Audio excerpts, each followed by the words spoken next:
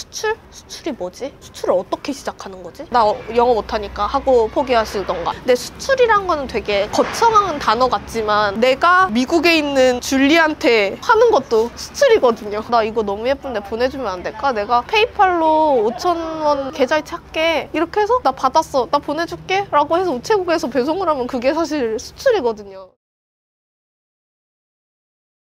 간단하게 자기소개 한번 부탁드리겠습니다. 네, 안녕하세요. 저는 수항스 주식회사 운영하고 있는 길수항이라고 하고요.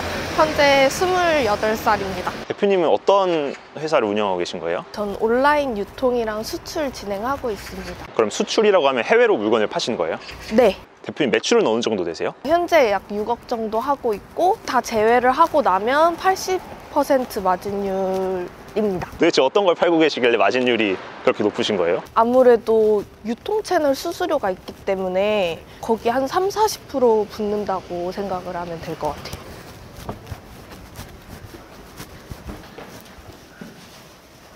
약간 요런 스티커 제품들이랑 요런 콜렉트북 제품이 주요 제품입니다.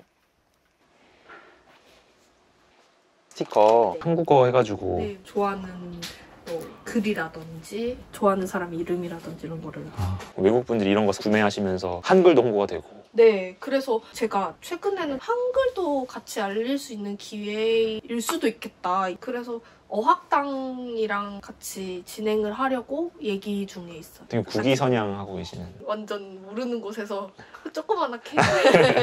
네. 근데 이런 스티커 사업을 어떻게 생각을 하시게 된 거예요? 대부분 4학년 때는 취준을 하기 때문에 그렇게 수업들이 없어서 친구랑 이제 취준 준비하면서 스트레스 해소 겸 취미를 시작을 한 건데 이제 꾸미고 붙이고 이런 게 너무 재밌어서 그러다가 이제 화려하고 우리 컨셉에 맞는 거를 조금 한두 가지 정도 만들어 볼까? 라고 해서 조금 되게 못생긴 캐릭터 하나를 만들었어요. 정말 무작정 이거를 한번 올려보자 해서 인스타에 업로드를 하게 됐어요. 인스타 반응이 막 엄청 좋지는 않았죠. 팔로워 넘는데. 근데 이거 알리고 싶은데 어디라도 나가보자. 플리마켓처럼 책상 놓고 책탁보 덮어서 그냥 파는 그런 데를 한번 나가보자. 부스비가 그때는 4만 원이었거든요. 그래서 친구랑 같이 나갔는데 저희가 12만 원을 번 거예요. 우리 빵원일 줄 알았는데 12만 원이나 벌었네? 대박이다. 그리고 이제 인건비는 생각 안 하고 이제 행복한 거죠. 이제 친구랑 같이 12만 원 갖고 우리 뭐를 해보자라고 하는데 12만 원으로 소규모 제작하는 업체가 없는 거예요. 그래서 부모님한테 각각 60만 원을 빌렸어요. 100만 원 정도면 소규모 제작이 가능하거든요. 120만 원으로 조금 화려한 스티커를 만들었죠. 근데 그때 갑자기 컨셉이 그 당시에 딱 맞아서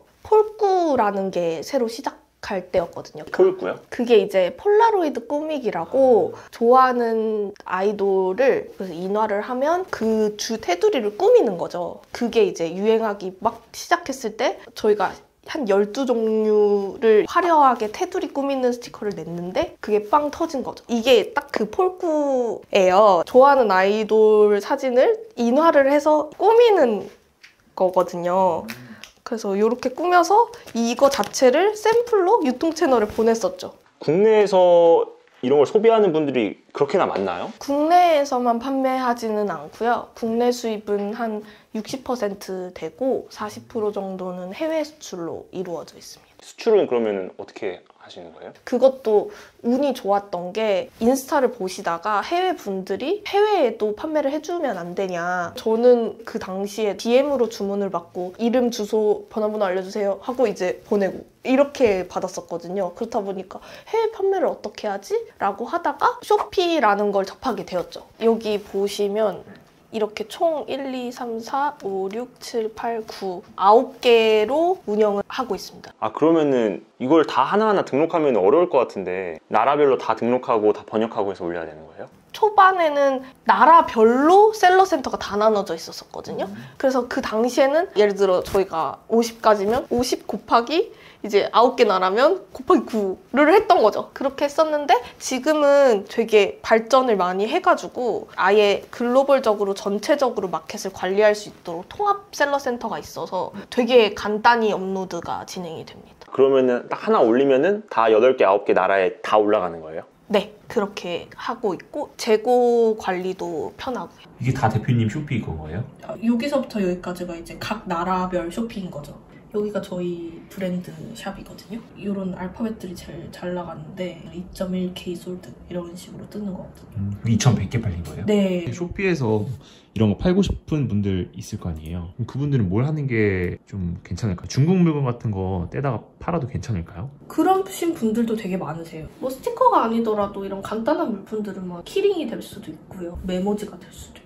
엄청 사소한 물품부터 시작하는 것도 추천드리는데 그게 자기 성향에도 안 맞을 수도 있잖아요. 제가 축구공을 갑자기 판다. 그러면 전 축구공에 대해서도 모르는데 팔 수는 없는 거니까 그거는 개인 취향에 따라 다른 것 같아요. 그럼 기존에 국내에서만 팔고 계시던 분들도 진입하면 괜찮을까요? 그쵸. 국내 자체 브랜드가 있으면 제일 베스트긴 하지만 그 브랜드가 여기 이 시장에 맞는지도 일단 검증을 먼저 해봐야 될 것 같기는 해서 국내 브랜드가 갖고 있다고 해서 모두 잘 될 거라는 말씀은 드릴 수는 없는 거고 그거는 검증의 단계가 필요할 것 같아요. 알아보고 시도는 해볼 수 있다? 네, 그렇죠. 올리는 거는 그냥 내 노동이 들어가는 거지 안 팔리면 그만인 거고 일단 시도는 해볼 수 있는 거니까. 저는 개인적으로 한국에 있는 셀러들이 네. 한국에서 그 좁은 땅덩어리에서만 팔려고 막 하시잖아요. 해외 그냥 올리면 그냥 팔면 되는 건데 네. 왜 안 팔지라고 생각을 하거든요. 네. 어떻게 생각하세요? 저도 완전 동감을 하는 게 결국에는 파이를 나눠 먹을 수밖에 없어요. 인구가 한정되어 있으니까. 나라 하나만 선택을 해서 100명만 사도 뭐 1000명만 사도 파이가 완전 말도 안 되는 거니까 그거를 조금 눈을 돌려보셨으면 하는 바람이 있죠. 근데 제가 한국 셀러라면은 아니 이게 해외에다 파는 건데 그럼 내가 이거 해외에다가 하나하나 다 물건 배송해줘야 되는 거 아니야? 이렇게 생각할 수가 있는데 저도 그 부분이 제일 초반에 걱정을 했었던 게 배송비 문제거든요. 제가 쇼피를 선택한 이유 중에 하나도 이제 도어 투 도어로 아예 회사에서 픽업을 해주시고 그 동남아 소비자분들한테까지 이 서비스를 물류 서비스를 제공을 해주시고 계시거든요. 일단은 저희 회사 앞에서 픽업 기사님 오시고요. 그러면 저희가 100건이 된다. 그러면 100건을 싸서 이제 앞에 놔두면 픽업 기사님 그거를 가져가시고 그거를 국내 로지스틱스로 먼저 배송이 돼서 거기서 통관 처리를 다 한 후에 선적을 해서 이제 싱가포르면 싱가포르 도착을 하면 그 나라에서 개인 배송으로 진행이 되는 거죠. 집 앞에 물건을 냅두면은 쇼피에서 알아서 해준다. 네, 그렇죠. 저희는 되게 시간을 절약을 하게 되죠. 그래서 그 물류 부분이 제일 쉽고 업로드 부분도 나라가 많지만 동시에 업로드가 가능하고 그리고 쇼피에서도 번역 서비스를 제공을 하고 있거든요. 그래서 그런 부분은 장점이다. 그럼 이렇게 쇼피를 하고 싶은 분이 많을 것 같아요. 처음에 시작할 때 쇼피를 교육하는 데가 거의 없지 않나요? 알려주는 곳이 없다고 생각하시지만 의외로 국가기관에서 해외 이커머스 세미나나 아니면 그 1:1 컨설팅 서비스가 되게 많아요. 마케팅비 지원도 되게 많고요. 정부 지원 사업을 많이 해주나 봐요. 쇼피 같은 거 하면. 엄청 많이 해주죠. 그리고 편하게 해주시고 무역협회 쇼피, 코트라 쇼피, 그 외에 중진공 쇼피, 물류 사업도 되게 많이 해주시고요. 마케팅 사업도 되게 많이 해주시고. 대표님도 처음에 부업으로 시작을 하셨잖아요. 이렇게 나의 취미를 활용해서 돈을 벌고 싶으신 분들한테 해줄 수 있는 현실적인 조언이 뭐가 있을까요? 우선 부업으로 한다면 부업만큼만 버는 것 같아요. 자신이 쓸 수 있는 역량이 100%라고 하면 예를 들어 70%는 본업에 쓰고 30%의 역량은 부업에 쓸 거 아니에요. 그러면 이제 그 30%의 역량만큼에 해당되는 돈을 벌겠죠. 그게 당연한 이치라고 생각을 하고 노력만큼 돈이나 뭐 결과물이 따라오는 거니까요. 예를 들어 브랜드를 2가지를 하고 있다면 메인 브랜드가 있고 뭐 서브 브랜드가 있으면 서브 브랜드는 당연히 메인 브랜드보다는 치중을 안 하게 돼요. 그러면 그 서브 브랜드는 그 메인 브랜드보다는 인기가 적을 수밖에 없는 거죠. 그래서 그런 거와 마찬가지로 어느 정도의 노력을 들이냐에 따라 결과물이 오는 거라서 조금 더 적극성을 가지고 의지를 가지고 모든 업무에 하시면 좋은 결과가 있지 않으실까. 한 가지에 몰입해서 덕후가 되셨으면 좋겠습니다.